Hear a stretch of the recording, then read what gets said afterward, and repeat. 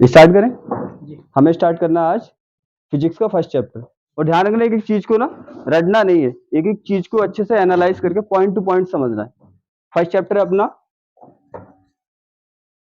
वैद्युत आवेश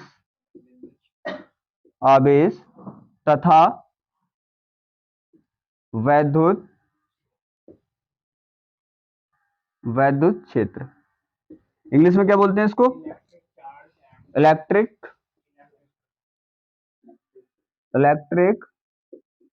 charge and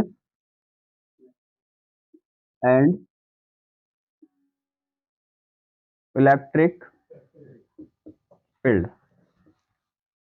ये चैप्टर है ना, हमको समझना है एक एक पॉइंट को इसके चैप्टर की। सबसे पहले क्या है इसमें?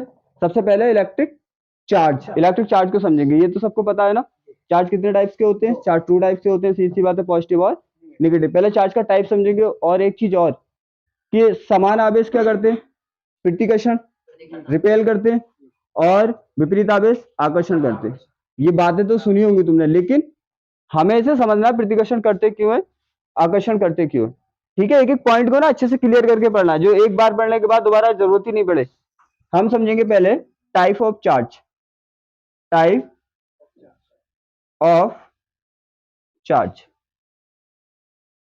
ठीक है, टाइप ऑफ चार्ज मीन्स आवेश के प्रकार। समझ आ रही है? आवेश के प्रकार कितने टाइप्स का होता है? चार्ज होता है टू टाइप्स का। नंबर एक क्या होता है? Positive charge and negative charge.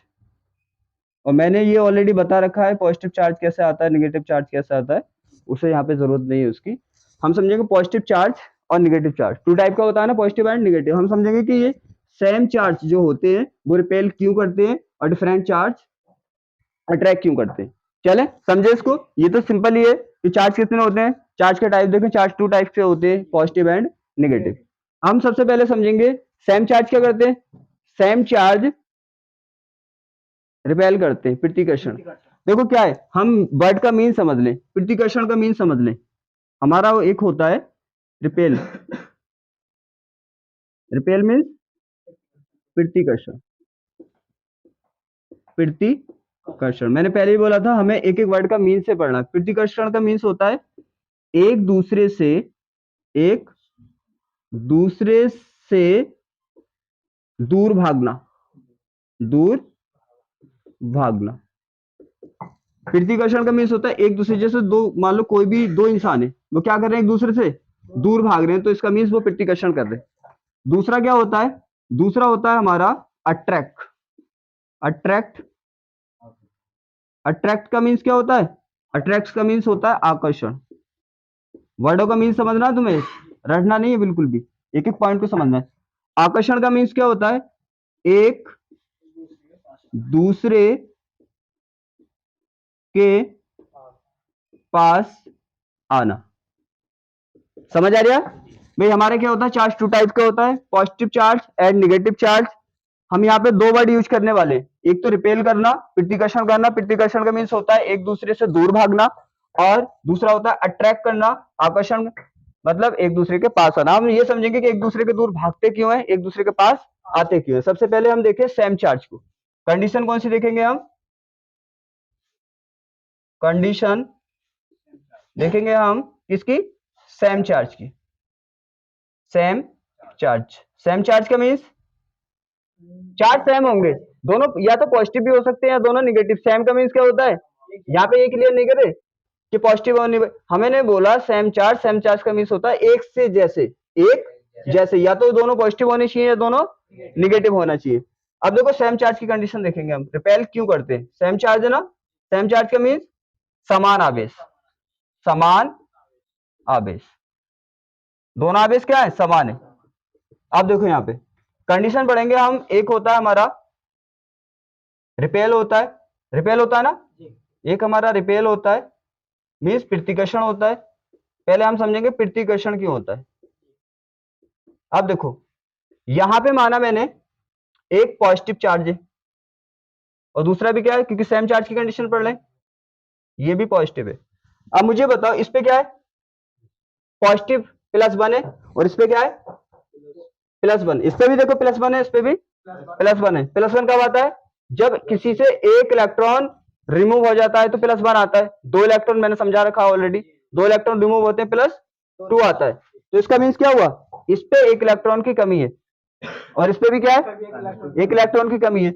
इस पे एक इलेक्ट्रॉन की कमी है तो ये कहां जाएगा, जहां इसे एक इलेक्ट्रॉन मिलेगा उसी के पास तो जाएगा। मान लो फॉर एग्जांपल तुम पे पैसों की कमी है तो तुम किसके पास जाओगे, तुम उसके पास जाओगे जहां से तुम्हें पैसे मिल सकते हैं, या उसके पास जाओगे जिस पर ऑलरेडी और कमी है। ऐसा नहीं होगा ना, तुम वहां पे जाओगे जिसके पास पैसों की पैसे ज्यादा होंगे, वहां पे जाओगे। इसका मीन्स देखो यहाँ पे क्या है, इसे क्या चाहिए, एक इलेक्ट्रॉन चाहिए, तो ये इसके पास क्यों जाएगा, क्योंकि इसके पास तो ऑलरेडी क्या है, इसके पास और कमी है। किसके पास जाएगा, ये ऐसे के पास जाएगा जो इसे इलेक्ट्रॉन दे सकता है। तो इसीलिए क्या करेगा, इसके पास नहीं जाएगा। प्रतिकर्षण का मतलब क्या होता है, एक दूसरे से दूर भागना, और आकर्षण का मतलब एक दूसरे के पास आना। तो पास थोड़ी जाएगा इसके, क्यों, क्योंकि इसे पता है कि मुझ पर ऑलरेडी क्या पॉजिटिव चार्ज है, मुझ पर इलेक्ट्रॉन की कमी है। जैसे वहां पे जाना है जहां पे इलेक्ट्रॉन मिल जाए, तो क्या इससे प्लस वाले से इलेक्ट्रॉन मिल सकता है, नहीं, क्योंकि इस पे तो ऑलरेडी कमी है। तो ये इससे पास ना जाके कहां भागेगा, इससे दूर भागेगा, और कहां भागेगा, जहां इसे इलेक्ट्रॉन मिल सकता है। समझ आ गया, प्रतिकर्षण क्यों करते हैं। दूसरी कंडीशन लेते हैं हम, यहाँ पे माना ये भी चार्ज क्या है, निगेटिव, और ये चार्ज भी क्या है, निगेटिव। ठीक है, निगेटिव कब आता है, मैंने बताया था, निगेटिव जब आता है किसी पे जब एक इलेक्ट्रॉन उसके पास एक्स्ट्रा आ जाता है। तो यहाँ पे देखो इस पे क्या है, -1 है, इस पे भी क्या है, -1। तो -1 कब आया होगा, जब इस पे एक इलेक्ट्रॉन एक्स्ट्रा आया होगा, तभी तो आया होगा। अब यहाँ पे देखो इस पे भी एक इलेक्ट्रॉन क्या है, ज्यादा है, इस पे भी एक इलेक्ट्रॉन ज्यादा है। अब जिस पे ज्यादा होता है, यहाँ तो होता बहुत ईमानदारी के साथ काम, किसी की बेईमानी नहीं होती। ज्यादा होता है तो वो उसे दे देता है, कम होता है तो ले लेता है। समझ आ रहा है, बिल्कुल ईमानदारी से। मतलब आज की डेट में तो ये ज्यादा होगा तो देंगे किसी को, नहीं देंगे ना। लेकिन यहाँ पे फिजिक्स केमिस्ट्री है, लॉजिकल ऐसी इसी बात है, तो यहाँ पे हर काम किससे चलेगा, लॉजिक से और ईमानदारी से चलेगा। तो इस पे क्या है, एक इलेक्ट्रॉन ज्यादा है, इस पे भी एक इलेक्ट्रॉन, तो ये किसके पास जाएगा, ऐसे के पास जाएगा जिसे ये इलेक्ट्रॉन फालतू वाला अपना दे सके, उसके पास जाएगा ना। तो ये बताओ मुझे, इसके पास जाके क्या करेगा, इसे भी क्या करना है, इलेक्ट्रॉन देना है, और इसे भी क्या इलेक्ट्रॉन करना है, देना है। तो इसके पास जाने से कोई फायदा नहीं होगा ना, क्यों, क्योंकि ये उसके पास जाएगा जो इसका एक्स्ट्रा इलेक्ट्रॉन ले सके। तो ये इसके पास नहीं जाएगा, ये किधर, ये इसके पास जाके क्या करेगा, कुछ नहीं, क्योंकि इसका जो है इसके पास जाने का कोई मतलब नहीं बनता। तो इससे भी क्या करेगा, ये दूर भागेगा। समझ में आ गया, सेम चार्ज दूर क्यों भागते हैं, प्रतिकर्षण क्यों करते हैं, क्योंकि उसे जिस चीज की जरूरत होती है वो वहां पे मिलती नहीं है। यहाँ तक क्लियर है ना। अब कभी भी मत रटना कि प्रतिकर्षण क्यों होता है, हमें पता चल गया प्रतिकर्षण क्यों होता है, क्योंकि इनकी जरूरत पूरी नहीं हो पाती, इसलिए एक दूसरे से पास ना जाके दूर भागते हो। कहां भाग रहे हैं ये, जहां इन्हें इलेक्ट्रॉन मिल सकता है, क्योंकि इन्हें पता है इसके पास जाने से कोई फायदा है नहीं। क्यों नहीं है, क्योंकि जो चीज इन्हें चाहिए या जो चीज इन्हें देनी है वो यहाँ पे नहीं मिल रही। ठीक है, इनके पास नहीं है। समझ आ गया, नोट डाउन करो इसे।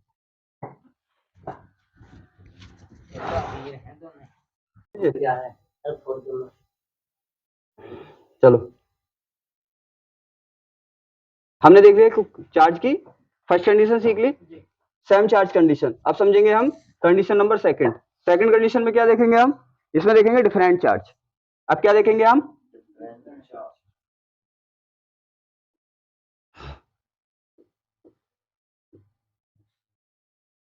डिफरेंट चार्ज का मीन्स क्या होता है, डिफरेंट चार्ज का मीन्स क्या होता है, अलग अलग बोल दो या विपरीत बोल दो, बात तो एक ही है, विपरीत आवेश। वो समझ आ गया ना, प्रतिकर्षण क्यों करते हैं। आप समझेंगे डिफरेंट चार्ज में क्या होता है। डिफरेंट चार्ज में एक ही कंडीशन होती है। देखो यहाँ पे क्या है, कंडीशन नंबर अपनी कौन सी है, यहाँ पे कंडीशन सेकंड कंडीशन को देखो, यहाँ पे देखेंगे डिफरेंट चार्ज।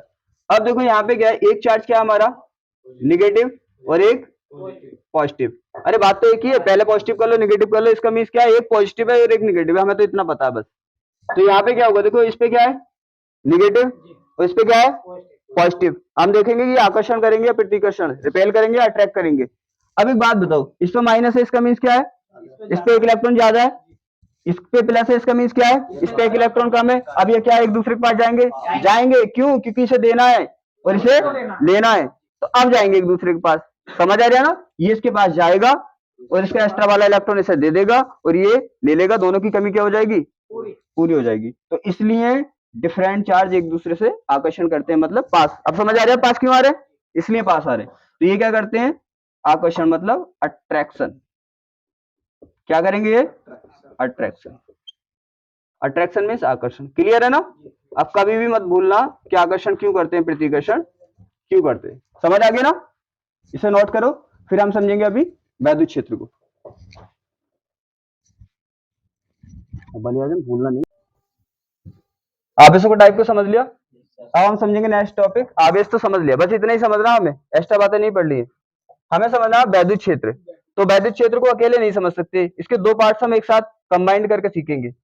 एक क्या सीखेंगे हम, वैद्युत क्षेत्र, ठीक है, वैद्युत क्षेत्र। और एक इसके साथ सीखे वैद्युत क्षेत्र का मीन्स तो पता है तुम्हें, क्या होता है इसका, इलेक्ट्रिक फील्ड। और इसके साथ सीखेंगे प्लस में करके हम वैद्युत फ्लक्स। क्यों, क्योंकि एक दूसरे के बिना ये अधूरे हैं। हाँ अधूरे हैं, वैद्युत फ्लक्स। अब वैद्युत फ्लक्स को इंग्लिश में क्या बोलते हैं, इलेक्ट्रिक फ्लक्स। फ्लक्स तुम्हें पता ही है, फ्लक्स को फ्लक्स की बोलते हैं, इलेक्ट्रिक।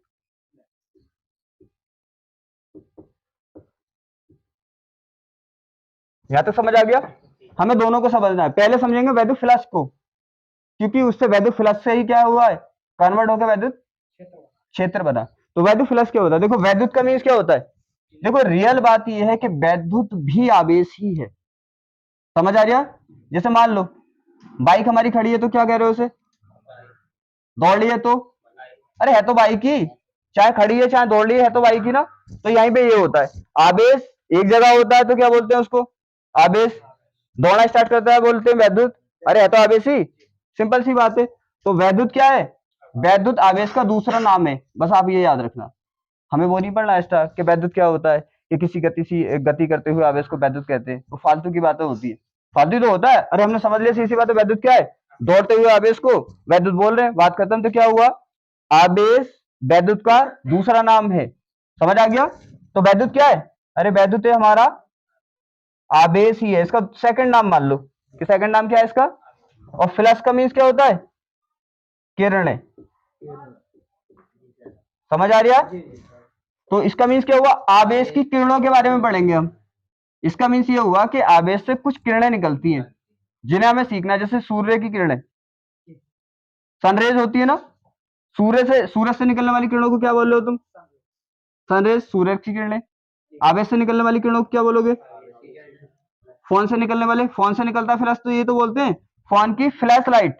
तो फ्लैश क्या है, किरणें हैं। फ्लैश का मीन्स होता है किरणें, तो जिसकी किरणें होंगी उसकी तो बोलोगे। तो वहां पे सनलाइट थी, इसका मतलब सूरज की किरणें थी, तो हमने बोल दिया सनलाइट है, सी सी बात है। यहाँ पे क्या है, यहाँ पे आवेश की किरणें, तो हम बोल देंगे आवेश की किरणें। जिसकी किरणें होंगी हम बोल देंगे कि इसकी किरणें ये। यहाँ पे किसकी किरणें की बात चल रही है, आवेश की किरणें। इलेक्ट्रिक फ्लक्स, इलेक्ट्रिक फ्लक्स का मीन्स क्या होता है, इलेक्ट्रिक फ्लक्स को हम बोल सकते हैं चार्ज रेज।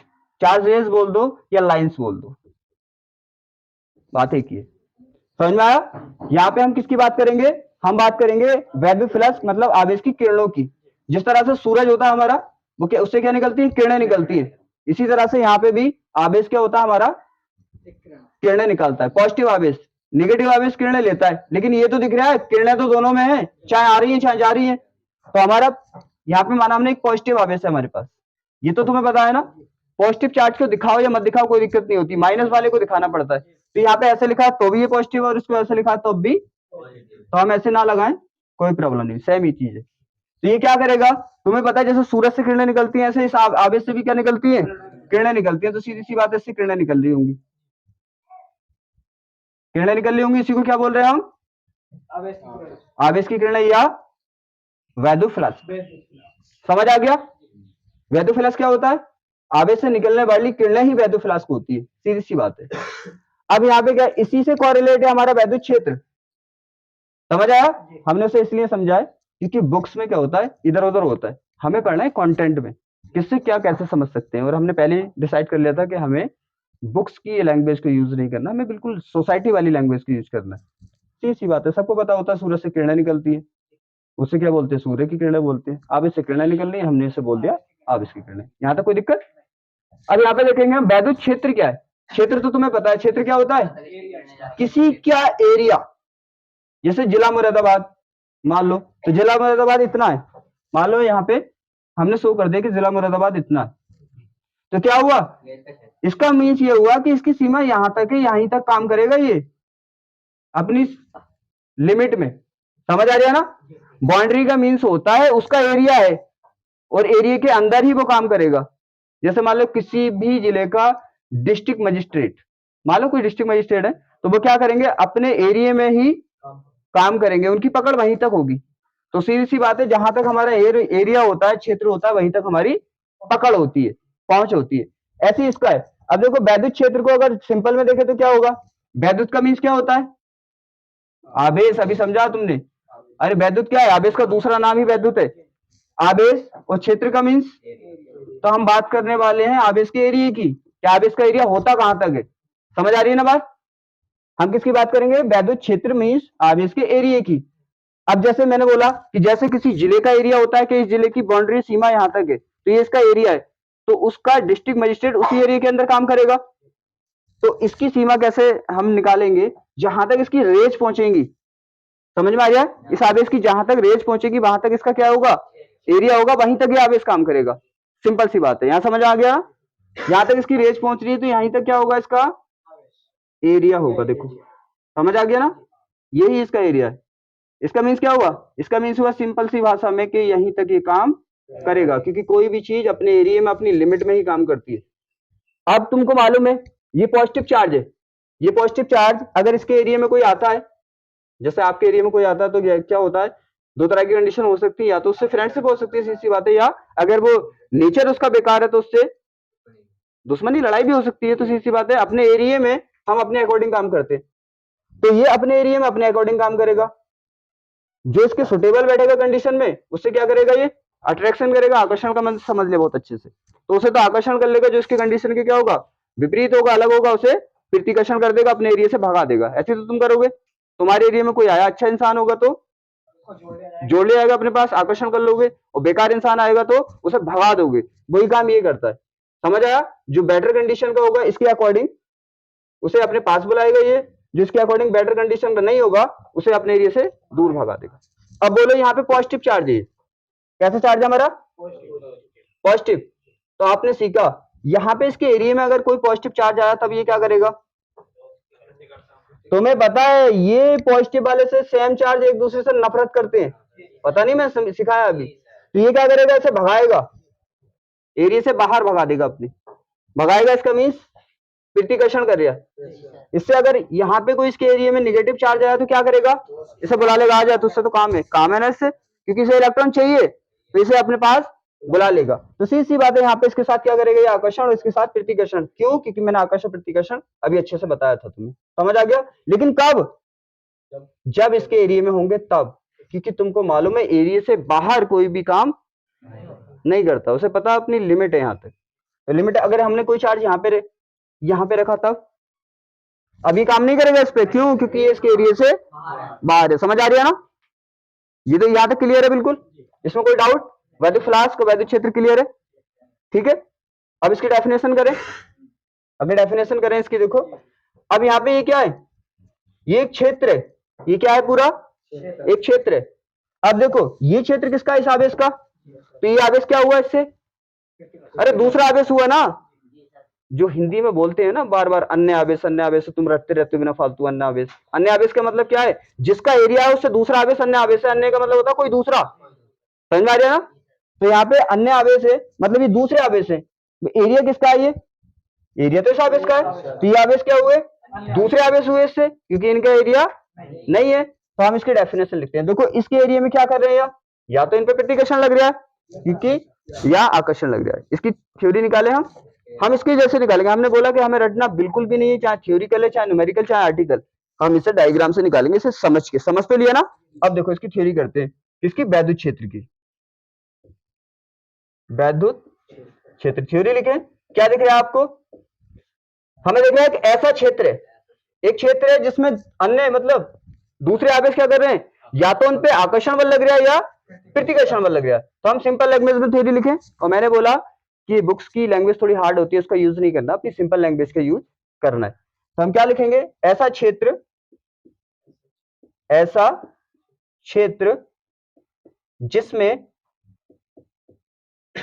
जिसमें अन्य आवेश का मतलब समझ गए, जो बाहर से आ रहे हैं आवेश, अन्य आवेश आकर्षण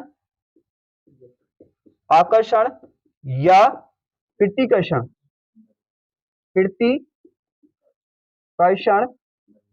बल का क्या कर रहे हैं, फील करेंगे ना। अरे आकर्षण लगेगा तो भी ना पता होगा, हाँ बुला रहा है, भगाएगा तो भी ना। अरे एक बात बताइए, आपको कोई भगाएगा, आपको फील नहीं होगा भगा रहा है कि नहीं भगा रहा, फील तो होगा ना, बुलाएगा तो भी फील होगा।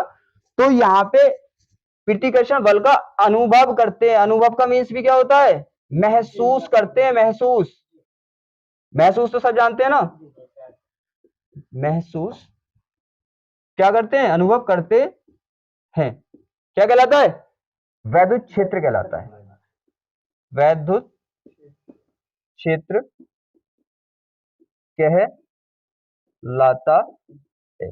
मतलब कोई डाउट इसमें, सिंपल सी बात है, हमने समझ के लिखा हुआ है और अपनी लैंग्वेज में लिखा हुआ है, समझ आ रहा है ना भाई। ऐसा क्षेत्र है जिसमें कोई दूसरा आवेश आ रहा है, या तो वो उस पर आकर्षण बल लग रहा है तो वो आकर्षण बल महसूस कर रहा है, या उस पर प्रतिकर्षण बल लग रहा है तो वो प्रतिकर्षण बल महसूस कर रहा है। यही जो हमने यहाँ पे समझा है वो अपनी लैंग्वेज में लिख दिया, क्या दिक्कत है बताओ। हमने कुछ रट के नहीं लिखा है, जो यहाँ पे हमने समझा था उसी बात को यहाँ पे नोट डाउन कर लिया। ठीक है, इसे नोट करो, नोट करना थोड़ी है। वैद्युत क्षेत्र समझ लिया, अब समझेंगे हम वैद्युत क्षेत्र की तीव्रता। वैद्युत क्षेत्र की तीव्रता, वैद्युत का मीन्स आवेश ही होता है, ठीक है। क्षेत्र का मीन्स तुम्हें पता है, क्षेत्र मीन्स एरिया होता है, इंग्लिश का वर्ड है एरिया कह दो। तीव्रता का मतलब क्या होता है, स्पीड, तेजाई।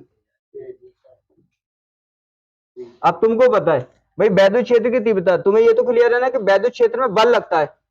अब वो लगता कितनी स्पीड से, उसकी बात कर रहे हैं हम। वैद्युत क्षेत्र की तीव्रता का मीन्स है कि क्षेत्र कितना तेज है, तुम्हें पता नहीं है। क्षेत्र जितना तेज होगा इतना फास्ट बल, ज्यादा बल लगाएगा, और क्षेत्र जितना स्लो होगा इतना स्लो लगाएगा। तो यहाँ पे यही तो देखना है, वैद्युत क्षेत्र की तीव्रता वैद्युत क्षेत्र में कितनी तेजाई है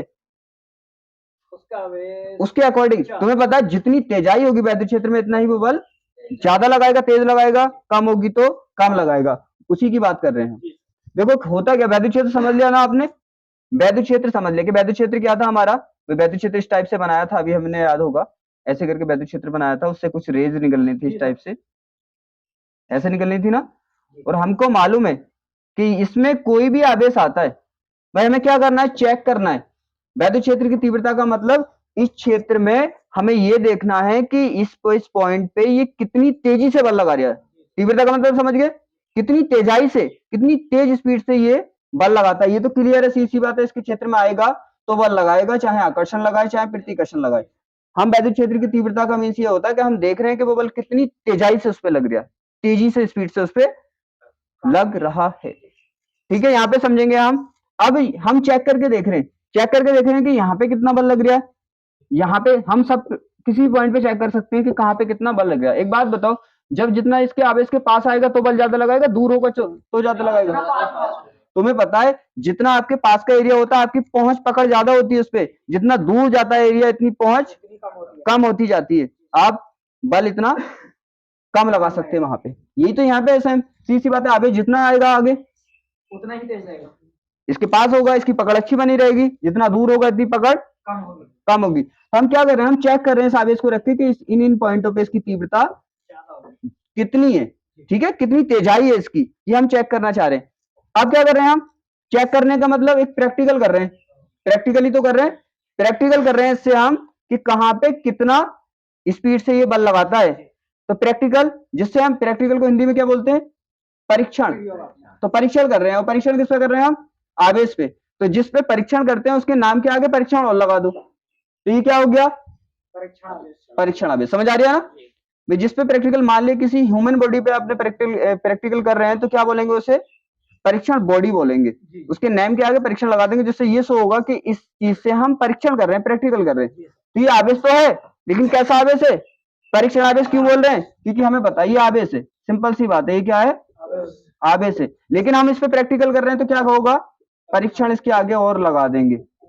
इससे क्या शो होता है? इससे शो होता है कि इस आवेश पे प्रैक्टिकल कर रहे हैं। तो ये क्या है? परीक्षण आवेश। सिंपल आवेश को आपको मालूम है शो किससे करते हैं? क्यू से करते हैं, लेकिन परीक्षण आवेश को हम किससे शो करते हैं? की नोट से। यहां तक क्लियर है?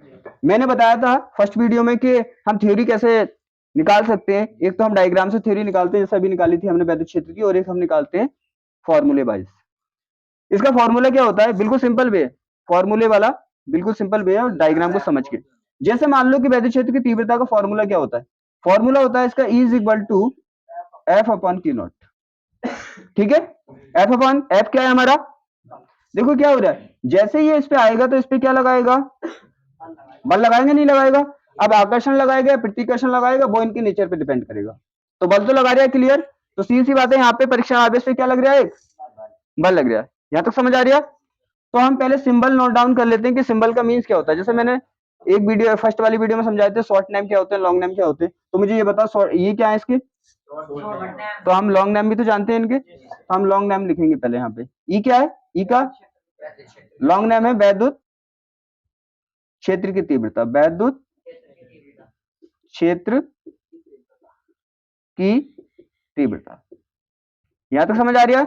सेकंड, एफ क्या हमारा? भाई बल तो है, लेकिन हमें ये भी तो बताना बल लग किससे। जैसे मान लो हम बोल रहे पिटाई हो रही है, तो क्या क्लियर हुआ? हमने बोला किसी का नाम लेके कि सोनू की पिटाई हो रही है, अब पता है हमें, अब क्लियर है कि पिटाई तो हो रही है, हो किसकी रही है? कि सोनू की हो रही है। अब यहाँ पे अगर हम इसे बोल दे खाली, हमें पता है एफ का मीन्स फोर्स होता है, फोर्स मीन्स बल होता है। तो अगर हमने यहाँ पे ओनली बल लिख दिया तो क्लियरिटी नहीं होगी। बल तो है, हमें ये भी तो पता होना चाहिए लग किस पे रहा है। तो यहाँ पे किस पर बल लग रहा है? परीक्षण आवेश। तो हम लिखेंगे परीक्षण आवेश पर लगने वाला बल। यहां तक कोई डाउट? अब यहाँ पे क्यू नॉट क्या है? तुम्हें पता है क्यू नॉट हमारा परीक्षण आवेश है। यहां तक कोई डाउट? कोई डाउट नहीं है ना? सिंपल सी बात है। अब होता क्या, देखो ये वैद्युत क्षेत्र बना किस किस से? अरे दिख नहीं रहा? बल से, क्यू नॉट से बना हुआ है, सीधी सी बात है, बल से क्यू नॉट से।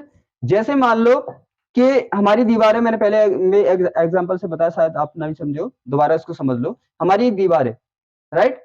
तो दीवार किससे बनी है? ईंटों से, मसालों से। सेम यहाँ पे वैद्युत क्षेत्र क्या बना है? बल से और आवेश से। यहाँ तक क्लियर है? अब एक बात बताओ कि हमने क्या किया, मसाले को और ईंटों को एक लाइन में लगा दिया, लाइन में लगा दिया, तो उसका उसे क्या बोल दिया हमने? उसका नाम रख दिया दीवार। जैसे तुम क्या हो, सब ह्यूमन बॉडी हो ना, तो तुम्हारे अलग अलग नेम है। तो इसी तरह से क्या हुआ कि हमने मसाले को और ईंटों को लिया और एक लाइन में लगा दिया, तो उसको क्या बोल रहे हैं हम? दीवार बोल रहे हैं। तो हम क्या बता रहे हैं? एक तो ये बता रहे हैं कि बना किस किस से, किससे बना? मसाले से और ईंटों से। और दूसरा ये भी बता रहे हैं कि लगा किस कंडीशन में, तो उसी का नाम क्या रख दिया हमने? दीवार रख दिया। यहाँ तक क्लियर है? देखो यहाँ से उसी एग्जांपल से इसे समझेंगे। यहाँ पे भी बना किस किस से? एफ से, क्यू नॉट से। और लगा कैसे? जैसे दीवार कैसे, मसाला लगा कैसे था? एक लाइन में। तो यहाँ पे लगा कैसे? दोनों चीजें देखनी है, एक तो बना किस किस से और एक लगा कैसे कैसे, फिर उसी का हम नाम रख देते हैं। तो यहाँ पे बना किस किस से? एफ से और क्यू नॉट से। और लगा कैसे, किस कंडीशन में लगा है? अनुपात में, रेशियो में। तो इसी का नाम क्या बोल दिया हमने? वैद्युत क्षेत्र की तीव्रता। समझ आ रही है ना? जैसे हमने क्या किया, मसाले को, ईंटों को एक लाइन में लगा दिया, उसका नाम क्या रख दिया हमने?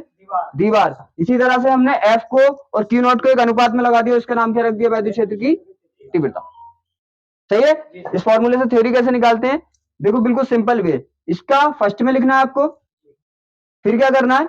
इसका सेकंड में लिखना है, थ्योरी खुद बन जाएगी। देखो ध्यान से कैसे लिखते हैं। पहले हमें फर्स्ट वाले की थ्योरी लिखनी है, जो भी है। क्या है ये? परीक्षण किसकी थ्योरी लिख रहे हैं हम? वैद्युत क्षेत्र की तीव्रता की। तो क्या होगा? परीक्षण आवेश पर लगने वाला बल। ठीक है?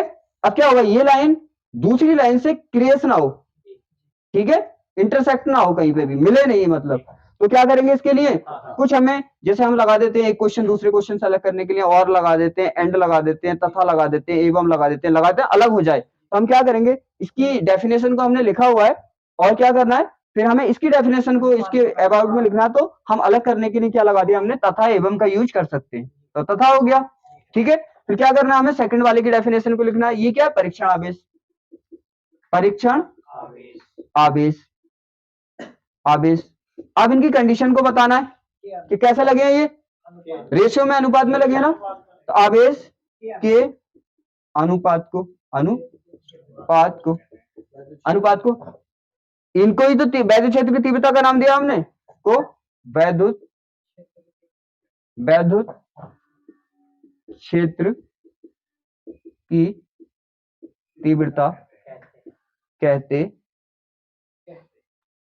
कहते, यहां तक समझ आ गया। देखो हमने कुछ नहीं किया है, हमने जैसे जैसे यहाँ पे लगा हुआ है ना कंडीशन में, उसको कंडीशन को लिखा, हमने बताया देखो यहाँ पे परीक्षण आवेश है और यहाँ पे बल है, वो काय में लगे हुए हैं, अनुपात में, और इसी को हम वैद्युत क्षेत्र की तीव्रता कह रहे हैं। हमने बताया है यही कि क्या क्या लगा, कैसे लगाया उसे, ये थ्योरी याद वो नहीं करी हमने, रटी नहीं है, हमने बस ओनली फॉर्मूले को बताया कि फॉर्मूला कैसे बना हुआ है। इसकी कंडीशन ही देखो क्या लिखा हमने, परीक्षण आवेश पर लगने वाला बल तथा परीक्षण आवेश के अनुपात को वैद्युत क्षेत्र की तीव्रता कहते हैं। जैसे मैंने बोला कि मसाले और ईंटों की लाइन को क्या कह रहे हैं हम, दीवार कह रहे हैं, ऐसे हमने बताया कि इसके अनुपात को ही वैद्युत क्षेत्र की तीव्रता कहते हैं। क्लियर है, नोट करो,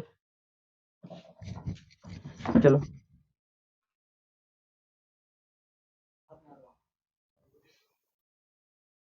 हम समझेंगे वैद्युत क्षेत्र की तीव्रता, समझ लिया, समझ आ गया ना, और थ्योरी समझ में आ गई कैसे लिखते हैं।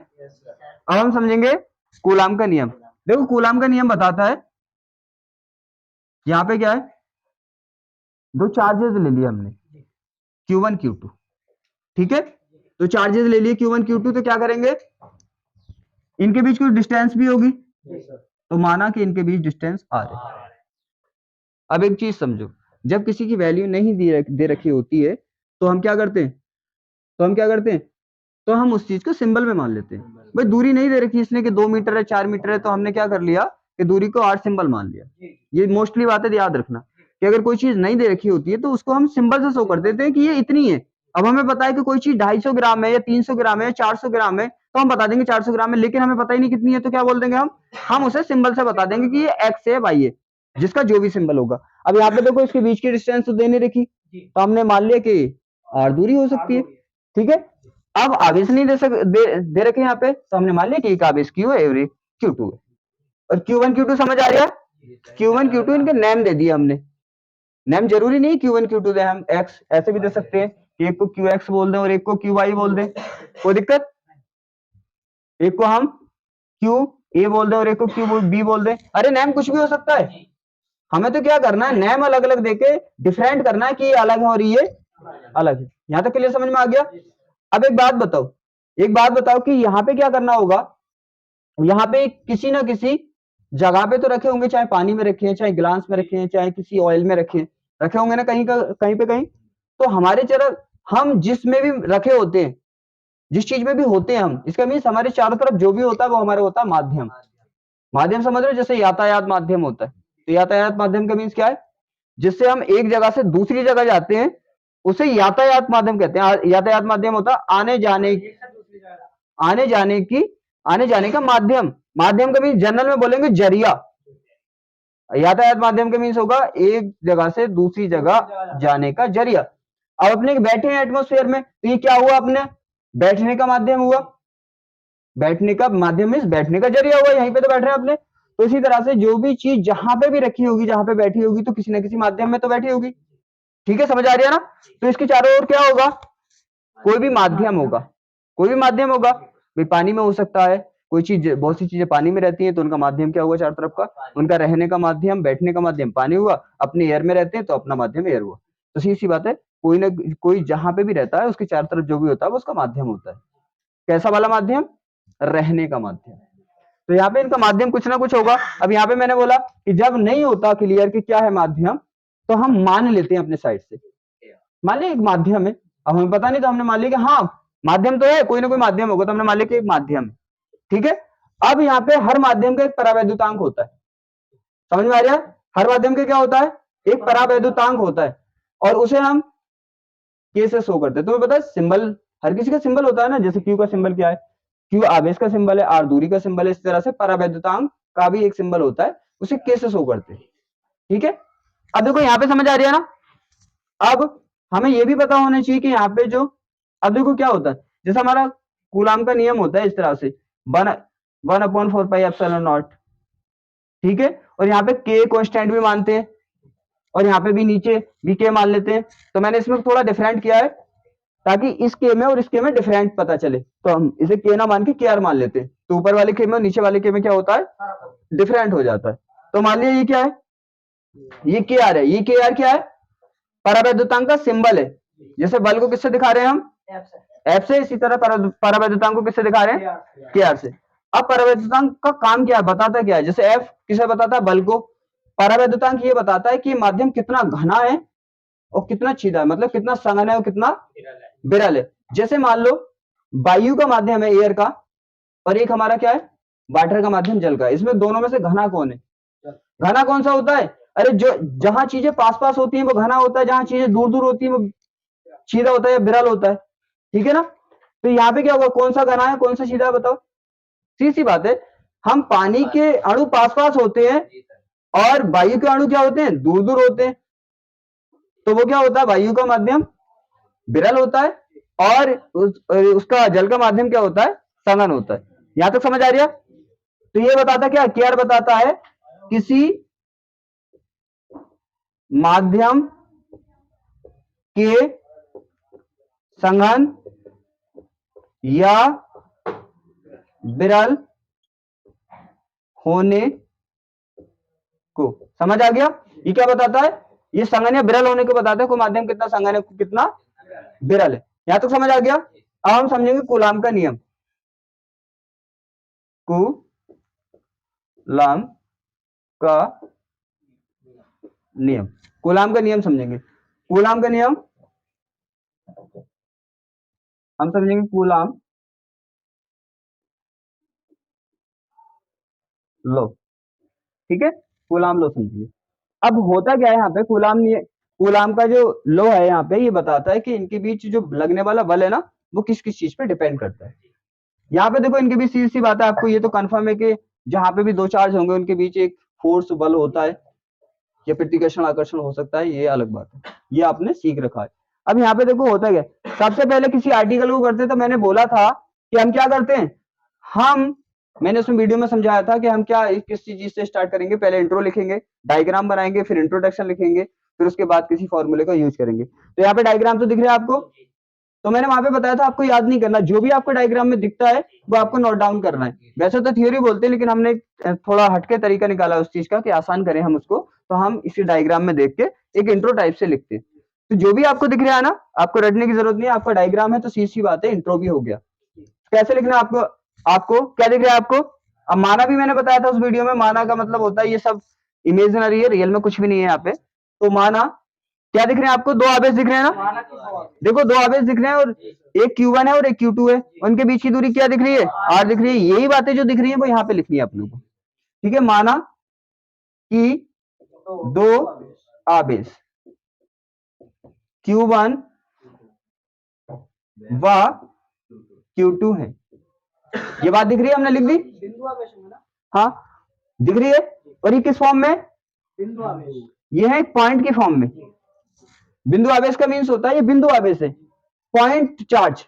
इसका मीन्स ये होगा, इनका स्ट्रक्चर जो है वो एक पॉइंट की फॉर्म में। समझ आ रहा है ना? ये कैसे है? जैसे एलपी या बाइक या फोर व्हीलर सबका स्ट्रक्चर होता है, ऐसे इनका स्ट्रक्चर कैसा है?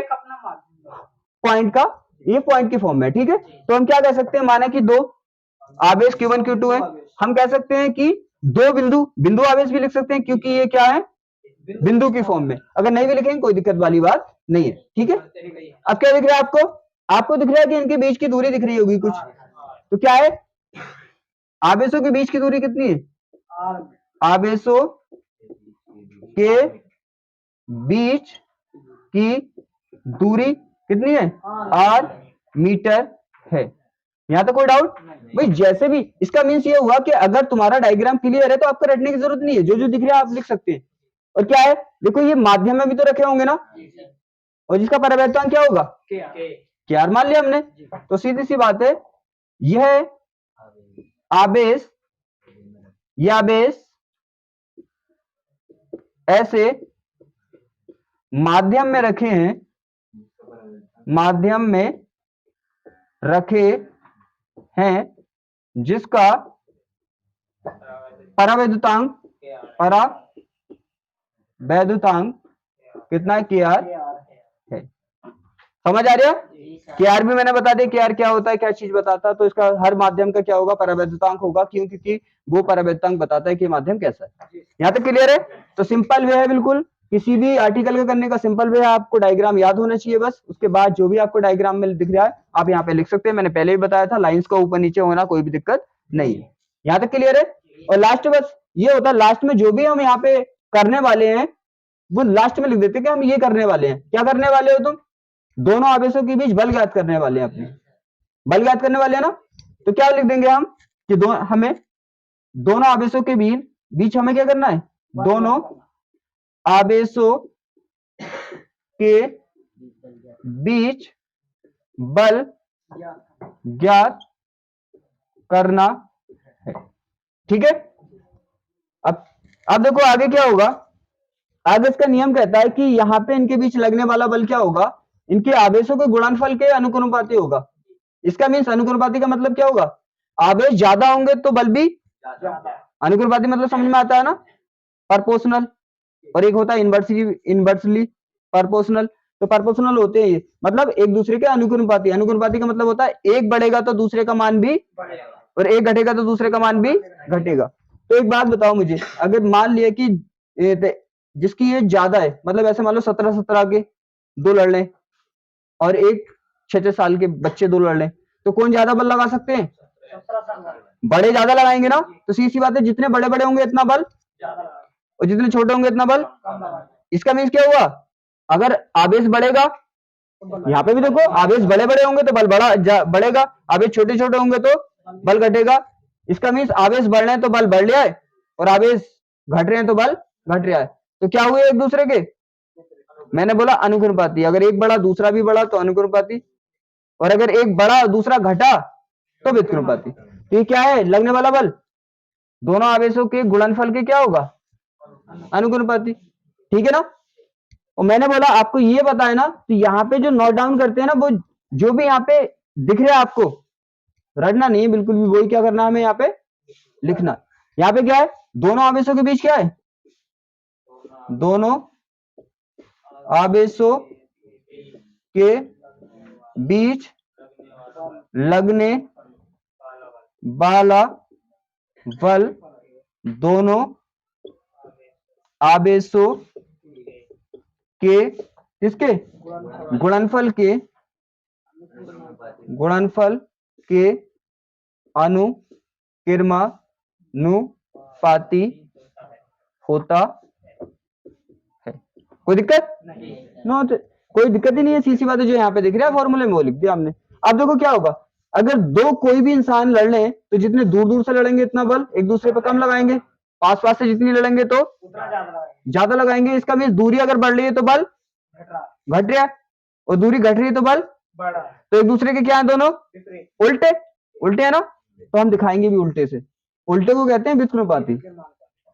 उल्टे का मतलब क्या होता है, फिजिक्स की भाषा में उल्टे को बोलते हैं व्युत्क्रमानुपाती। तो देखो क्या है, ये उल्टा है ना इसका। अब देखो जो यहाँ पे दिख रहा है वही आपको लिखना है। यहाँ पे क्या लिखना है आपको, क्या दिख रहा है भाई, दोनों आवेशों के बीच लगने वाला बल है ये, क्या है, इनके बीच की दूरी के वर्ग के क्या है, व्युत्क्रमानुपाती है, मतलब उल्टा है। तो लिख देंगे यही चीज कि दोनों आवेशों के बीच लगने वाला बल दोनों आवेशों के बीच की दूरी के, और क्या हो रहा है दूरी का, वर्ग भी तो हो रहा है, वर्ग के व्युत्क्रमानुपाती क्या होता है? होता है। थ्योरी लिखनी समझ आ रही है ना? आपको क्या दिख रहा है? जो यहाँ पे फॉर्मूले में चीज दिख रही है वही यहाँ पे हिंदी में नोट डाउन कर रहे हैं, या इसको इंग्लिश में नोट डाउन कर सकते हैं, ठीक है? क्योंकि ये लॉन्ग है थोड़ा, तो मैं इंग्लिश में कराऊंगा तो काफी टाइम हो जाएगा और ज्यादा। तो यहाँ पे हो गया। फिर उसके बाद जब ये कंप्लीट हो जाता है तो आप ऊपर वाले को ऊपर लिखना और नीचे वाले को नीचे, दोनों को मिक्स करके लिख देना। देखो ऐसे दोनों को मिक्स कर दें। अब यहाँ पे बीच में तो देखो दोनों के सिंबल सेम ही है, तो सेम लगा दिया। ये ऊपर है तो इनको क्या लिखा? ऊपर लिखा। ये नीचे है तो इसको नीचे लिखा। अब देखो यहाँ पे क्या है? यहाँ पे तुम्हें दिख रहा है कि ये दोनों क्या है? एक दूसरे के अनुक्रमाती है लेकिन बराबर नहीं है, क्योंकि बराबर होते तो बराबर का साइन लगा होता। जैसे मान लो tan is equal to F, तो यहाँ पे बराबर का साइन लगा, इसका मतलब tan की वैल्यू एफ के बराबर है। लेकिन यहाँ पे क्या लगा है? अगर ऐसे लगा हुआ है तो ये बराबर नहीं है, तो क्या होगा? अब देखो मान लिया कि tan है यहाँ पे अनुक्रमाती है 5 के, तो क्या tan 5 के बराबर होता है? नहीं होता ना। तो बराबर करने के लिए अनुक्रमाती को किसी न किसी से मल्टीप्लाई करनी होती है। क्या करें हम? अगर हम यहाँ पे 5 में 2 से मल्टीप्लाई कर दें तो ये दोनों क्या हो गए? बराबर। तब बराबर लगा सकते हैं। इसका मीन्स क्या होगा? जो अनुक्रमाती होते हैं उसमें अगर किसी चीज से मल्टीप्लाई कर दे तो दोनों क्या हो जाएंगे? बराबर। उसी क्या कहते हैं हम? नियतांक। ठीक है, तो इसका बोलते हैं। अब देखो यहाँ पे बराबर नहीं है ना, अगर यहाँ पे हम k से मल्टीप्लाई कर दें इसकी तो दोनों क्या हो गए? मैंने एग्जांपल से समझा दिया, दोनों बराबर हो गए। और ये k क्या होता है? ये नेतांक होता है। तो यहाँ क्या है? यहाँ k एक नेतांक है, जिसका मान कितना होता है? हर नेतांक का कुछ ना कुछ मान होता है। जैसे यहाँ पे तो मान क्लियर था कि 2 है, तो यहाँ पे भी इसका कुछ ना कुछ मान होता है। तो यहाँ पे मान कितना होता है? इसका मान कितना होता है? 1/4 पाई एप्सिलॉन नॉट KR होता है। समझ आ गया ना? अब तुम्हें पता है ये इसके बराबर है, तो सीधी सी बात है, इसकी जगह इसकी वैल्यू पुट कर देंगे तो 1/4 pi epsilon not KR Q1 Q2 upon R square. और इसकी एक वैल्यू और होती है, कितनी? इसकी वैल्यू होती है KR की वैल्यू कितनी होती है? KR की वैल्यू 1 होती है। किसके लिए? वायु या निर्वात के लिए? वायु व निर्वात के लिए इसकी वैल्यू 1 होती है, तो यहाँ पे 1 पुट कर देंगे। तो जब 1 पुट करेंगे तो 1 को मैंने बोला है कि मल्टीप्लाई में लेफ्ट कर दो, कोई दिक्कत नहीं है। तो एफ की वैल्यू कितनी हो गई? 1/4 pi epsilon not Q1 Q2 upon R square. यहाँ तक क्लियर है ना? और वायु निर्वात के लिए इसकी वैल्यू कितनी होती है? जब इसे रहने दो, कोई दिक्कत नहीं है। इसका मात्रक क्या होता है? न्यूटन। क्यों? क्योंकि इसकी वैल्यू हम जब न्यूमेरिकल करेंगे बार बार पुट करेंगे कि क्या होती है इसकी, तो कोई दिक्कत नहीं वहां पे। ठीक है, आज के लिए इतने काफी है, अब नेक्स्ट में पढ़ेंगे।